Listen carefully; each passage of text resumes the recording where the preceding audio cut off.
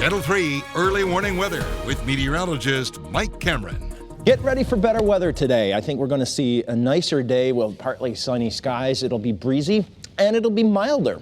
After this morning, it's a little bit cold, I'll tell you that, especially in northern Connecticut through the Connecticut River Valley. It will get to 40 or a little bit better later on this afternoon. We'll have a partly cloudy sky today. Can't rule out an isolated flurry, though, but it won't be of any consequence. It's not like what we had last night, and it'll be nothing that you have to shovel more. In fact, once you clear the driveway this morning, if it hasn't been done already, you're really going to have help the rest of the way because temperatures will get safely above the freezing mark. So anything that's still kind of left there, you know how you never get it all, well, that'll melt away. And actually, I think the pavement might even dry off for you as well as the breezy condition develops and just sort of dries up anything that's wet from the melting. So that's good. Then as we look toward tomorrow, after the passage of a cold front, it will turn colder. We expect temperatures tomorrow to only be in the upper 20s to near 30 after lows in the teens. So back to wintertime.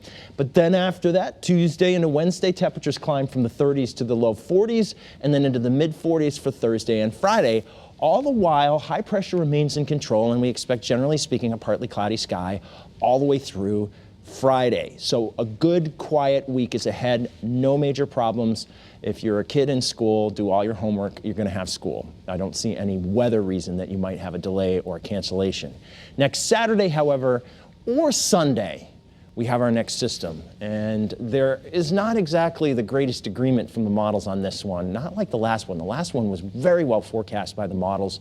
This time around, this is the GFS, and you can see as we look towards Saturday, especially in the afternoon and into wee hours of Sunday morning there, this model has an area of low pressure coming in and enough warmth with it that it would start off as rain and stay rain for a good chunk of it as the main area of low pressure goes by. And then on the back side of it, there might be some wraparound that gives us some snow or snow showers if the GFS is correct. Let's take a look at the European on this. Again, we're starting Friday morning with this. Friday's okay, but it's the weekend that we are watching with this one. And you can see we're going to be waiting until very late in the day Saturday and into Sunday morning. And notice what happens with this model. The track is much farther south.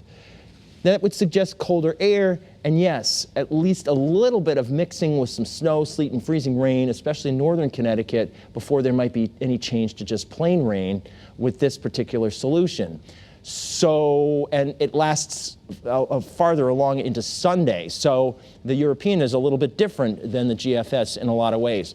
We've got to keep track on this one and see how things evolve with models and what they say and where they finally go with this thing. We just don't have as much of a clear picture as we did with the last one, but we'll keep our eyes on it for you.